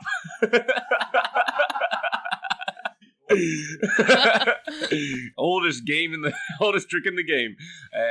I'm confused. Why are you dropping her to? So you can catch her because I have a 0. But what are we gonna do with her? You're gonna carry her To where? To safety. to the boogie balcony. To the boogie balcony. We're saving her. Yeah, we like this woman. Who's after? Are you after me in the initiative order? Is it? 16. Someone had 18. Niall had 18. So it's Niall, and then it's you. Then it's. All right. Sam. Well, I'm gonna do it anyway. I'm gonna cast guidance on the Tabaxi woman, so that if she needs to make some sort of check, she has the D4 to help her. And then. She's like tied to something. Are you just like untangling her, or are you like cutting the rope? I'm gonna I'll reach down as far as I can to drop. I'm not just gonna This woman. Yeah, it's gonna help. This woman starts to sort of rouse, and as you're doing this, and she's like, "You're here to save me." As she looks up and sees you untying her leg from the only thing. Trust me, this will work. Me and Ro, we've done this countless time. It's the old woman drop. The what? See on the other side, cast guidance for her dexterity or whatever. You let go of her, so we'll conclude what happened there when it comes to your turn at the start of your turn. It won't cost you like an action or anything. So next in the initiative, I believe, was PT. I'm going to sprint towards the door, but first I'm going to grab you and shake you and say, "Which way did the cargo hold? Answer me, kid, which way?" That away, mister. Thank you very much. I'm going to sprint. You're not on like floor. You're like plastered to like what is a vertical wall right now. There's no floor beneath you to run on. Where is the... They still have 30 feet of movement speed if I was to flip. I will say roll me an athletics check and we'll go from there. 10. A 10. You have half your movement speed doing it. Can I drop then to where's the nearest floor? About 40 feet below you, there's a small outcrop of what was like a little pillar. I am gooey. Stating the obvious. So true. So true, King. I'm going to try and drop, because I feel like if I can, even if I take some damage, it means I'm going to be able to run. Mm-hmm. So I'm going to try and drop onto the pillar. So that's, what did I say, 40 feet? So you just let yourself fall. Okay, you're going to get whatever the damage, I think it's like 4d6 or something, 3d6. Everything over 10 foot's a d6. You're getting 3d6 damage, why not? Because gravity. 12 damage you take as you... You're taking a fucking beating, bro. As you land on this pillar. Do you have any bonus action you'd like to take? I don't think there's anything else I can really do. You are closer to the door. Do I have any movement left? You're about 30 feet. It's about 30 feet, like just straight jump to the door. Can I try it? You can try it. Roll me a athletics check. Can it be dexterity? Can I find a nimble leap? Can I? You roll me a dexterity check of any kind you would like, and I will tell you what happens. Come on. 10. You coil your goo legs into springs, and as you do that, you sort of realise the torque that requires as you then spin back the other way, and you don't fall off the pillar, but you're tripping there and they're like hanging onto it, and that sort of wastes your movement there. Cool. It's then going to be Rose's turn. I'm gonna catch this lady, if I must, sort of reach out, try and sling her onto my back, I guess. It's a shame Gary Gygax never put in a mechanic for catching falling women. What role would this be? I'm inclined for sleight of hand almost. It's not slight. It's not slight. Yeah, strength. We'll give you a strength check. You're quite strong. We'll give you a strength check.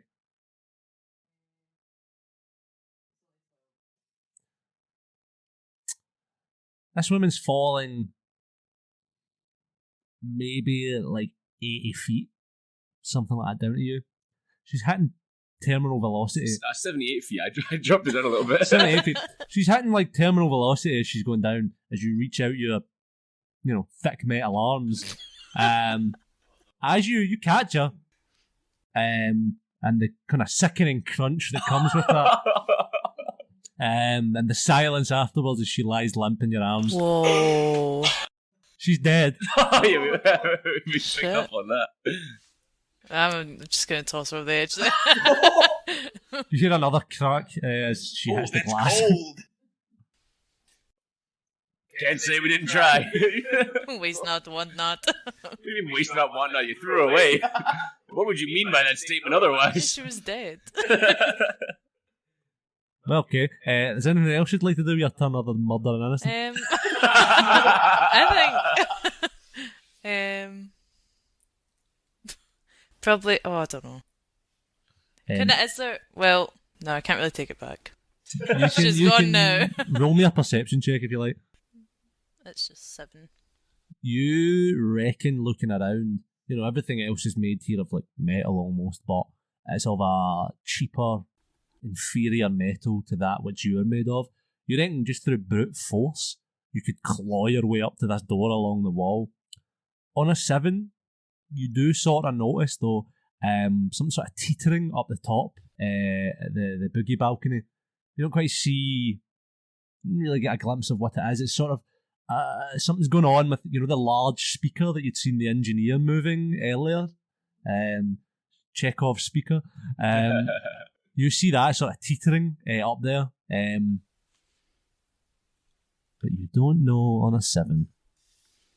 And there's no other route. The clearest route for you and the quickest route would be just to sheerly just dig your hands into the wall and climb. Yeah, I'll just start climbing. Cool, roll me a strength check. 19. 19. You get the majority of the way to the door. You get your full movement to the door. So you're about, what's your movement? 30? 30. I can see it if you hear. Yeah, 30 feet. So you get, you're about 20 feet away from the door right now. As you get up there. Is there anything you'd like to shout to anyone? Anything you'd like to say? Anything you'd like to do? Whereabouts is everyone at this point? Is people below me? No one is below you currently. You are the closest to the door, but no one is below you. So, but they're on the other side. They're all sort of further back along the room than you. So there's no way I can pick people up on my way. What you could do, in fact, I will say you could have picked PT up on your way. Most likely, he's sort of in your direction. You could have picked him up. I'll attempt to pick Petey up then. You, I'm not going to make you roll for that. Petey's gooey. He's flubber. Yeah, he's flubber. He's sticky and awful to the touch. Just stick him onto myself. Really, if anyone was to touch him, it would probably best be in you, since you don't have touch receptors or skin. As he slings over you as you climb across. The both of you now are about 20 feet away from the door, bringing you 10 feet closer, Petey. It's then going to be Sky's turn. So, obviously horrified by the old drop the lumen trick. It usually works. That was one of our best yet. But there's only there's only one door out of this place, and we're all heading generally towards it. Yeah? Yes. Right. Quickest way that I can get there. What is it? Roll my perception. Okay. 17. You could get there, with in this turn movement to spare. You could get there in 15 feet of movement, but you'd have to jump on the large speaker on the boogie balcony where you currently are, which you can see from your angle is hanging by a singular cable plugged into the back of it. This thing's huge, weighs maybe over a ton, and it would drop to the glass maybe if you weren't light-footed enough jumping across it. Is there a way I can stop it falling? Oh. I'm going to eat some sweeties while you deliberate on that. Sweetie time. This podcast is sponsored by the jar of sweeties sitting beside me. So I would have to run across and leap off of it to another platform and then Basically, you're at the angle, you're above it, sort of like diagonally above the door, you could walk forward along your platform, jump onto this speaker, and then it would just be a drop down onto the thing. Or you could try and jump from here, but it would be it'd be about a DC 18 to try and make the jump. Right.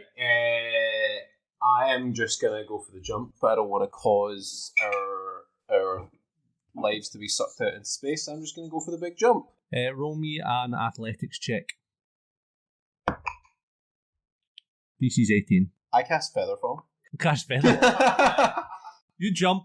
You immediately trip over your mop as you go to jump over the tail of your mop and start tumbling. You cast Featherfall. You're now falling very slowly. I'm going to say you probably have the ability to grab onto something if you want. I know you've used your reaction. Just guide myself out on my way down. I'd say at the speed you've cast Featherfall, you could probably grab Lauren's character's leg as you fall. Alright, yeah, right. I'm holding on to your leg. You grab on. You're just holding everyone up right now. You should feel lucky. A lot of people have told me I am the best ride of their life.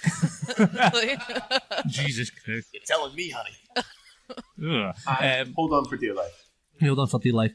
Cool. That brings us back to the top of initiative. Braxton. Hi. Hello, it's your turn. It's my turn. Well, I've killed that woman, so...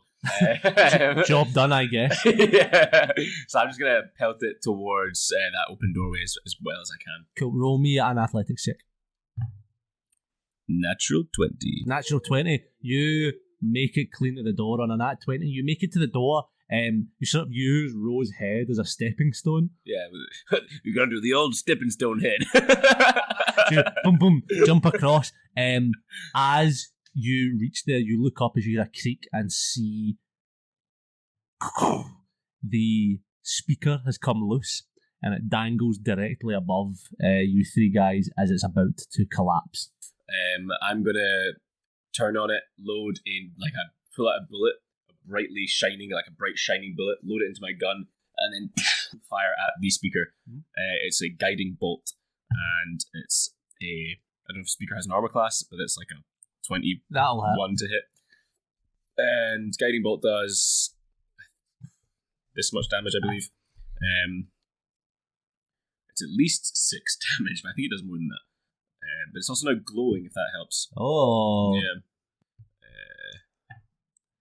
4 or 5, 9 damage. 9 damage. You guys all look up, everyone other than Braxton, as you're hanging there, and just see this speaker as it begins to just tumble down and fall towards you as you inhale. You quickly load your gun, fire as this beam of energy fires from your gun and shoots a perfect hole through the centre of the speaker. Just wide enough for all of you to fit through as the speaker tumbles and falls beside you and lands on the glass pane. See, we're all celebrating. We're all celebrating.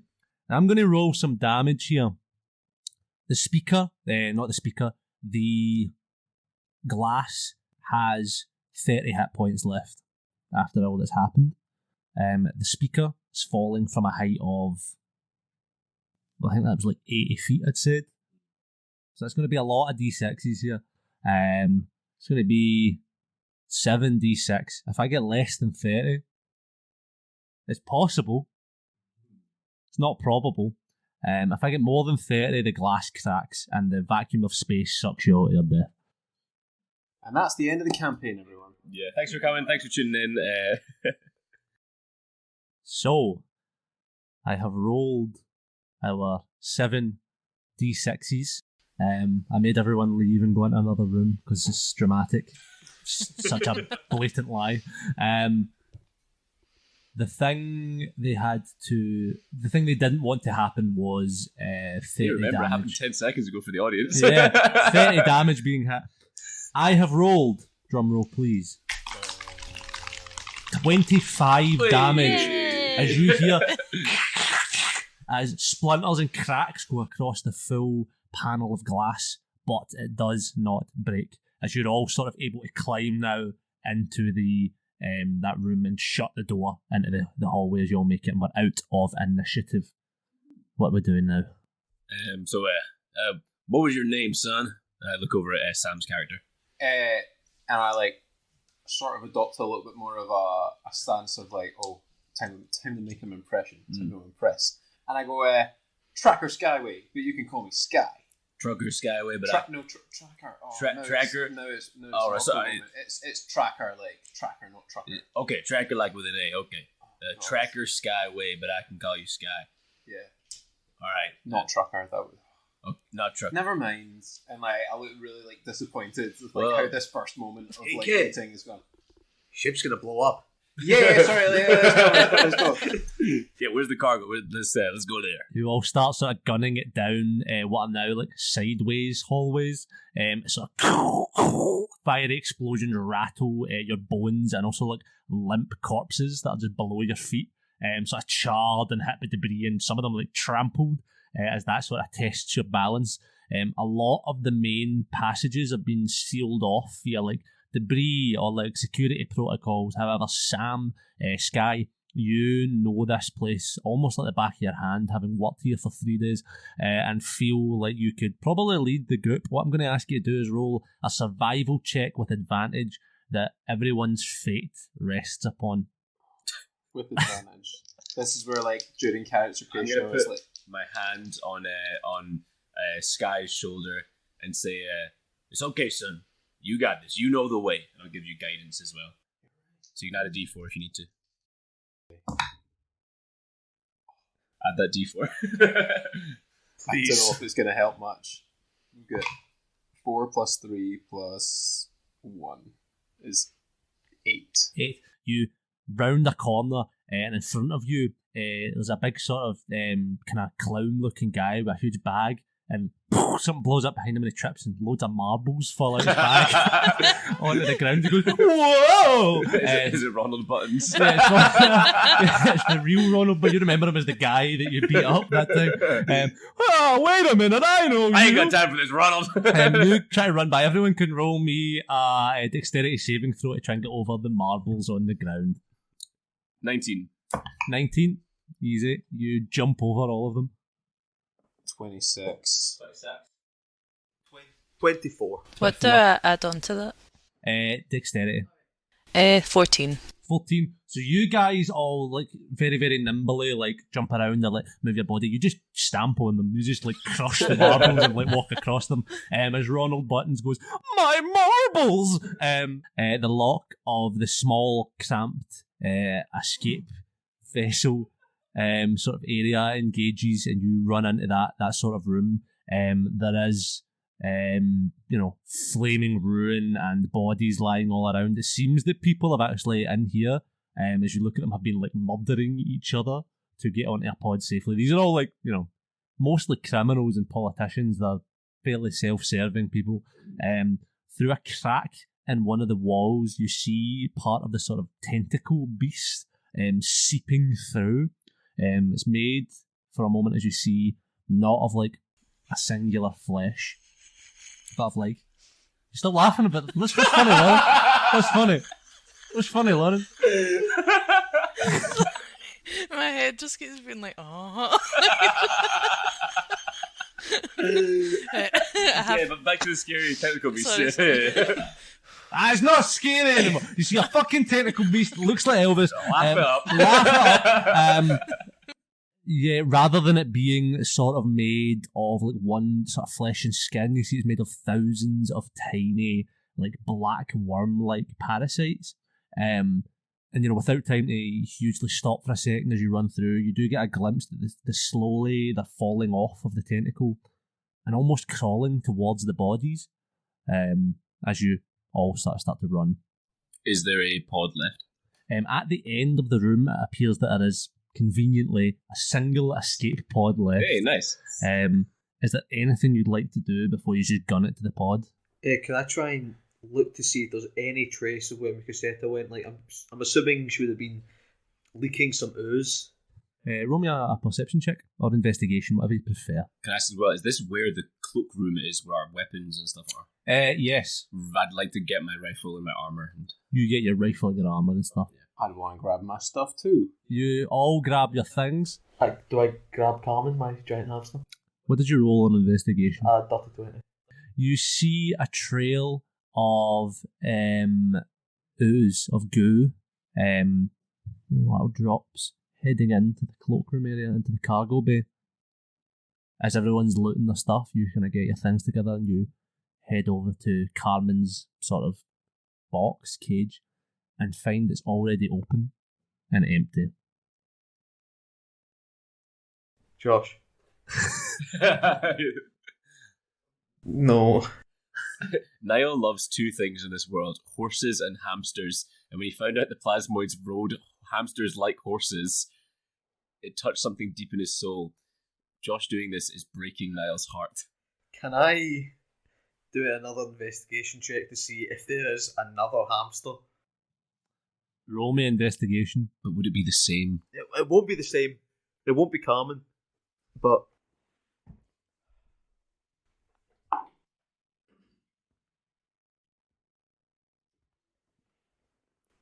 that's a 25. On a 25? No. There is no other hamsters, and it appears that Mukaseta has done something with Carmen. Carmen. You motherfuckers. You motherfuckers. Oh, okay. Carmen! Carmen! I break down. You say you're coming? We're all getting on the ship. Are you coming or not? You start gunning it towards the pod as you're all sort of getting ready to enter. Both Ro and Petey, you guys, Braxton and Sky, you both run into the pod and sort of try to get that started and sort of get that the systems online. Ro and Petey, as you're climbing in, you hear a and turn to see just off the corner of the cargo hold what looks like the face of Sludgehammer buried beside a huge burst crate that just says industrial sand on it. As all the sand has dried up pretty much all of his body bar his face as he lies there. Can I walk over to him? You walk over to him. Hey, Sludge. Who? What did Mukaseta do with Carmen? Sludge, I need you to focus here. I'm going to pick up a handful of sand. Niall. Sludge. Don't fuck with my hamster, man. Right? Sludge.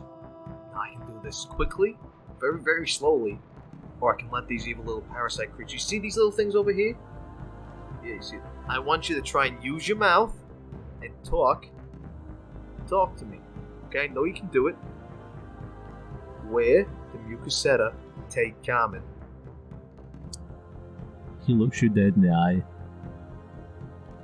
And you see him gather what little strength he has left and what is only a face left of his goo. He goes, I'm going to drop the sand from his face and walk away. The sand just dries the remainder of his face. Dissipates and is gone. If you're done torturing people when I get on this ship, remember you're still under arrest. Yeah, sure, let's go. You all clamber onto the ship as the door closes with a hiss. The lock of the sort of small cramped escape vessel engages, and for a moment you are plunged into hot and silent darkness. The smell of smoke and blood fills your nostrils as you hold your breath now and wait. Like a ball from a cannon, you're jettisoned from the ship into the cold reaches of space, but something isn't right. As the sort of viewfinder engages and the windows clear, you see before you not the welcoming darkness of space, not stars, not even the wreckage of the eclipse far behind you, but a writhing green and purple torrent of cosmic energy. Comets fly all around, battering all sides of your little ship, sending you all spinning and hurtling in circles, bolts of lightning flying past. As you look out, it does not look like you are floating, but falling at an increasingly high speed as sort of flames burst from the windows and everything becomes more of a sort of blur. Very quickly, you all realise that you are in the river and you're at the mercy of the unknown. And that's all we have time for today. Thank you so much, everybody, for tuning in. If you want to find out what happens next in the Lonely Cosmos, tune in 2 weeks' time. We'll see you then.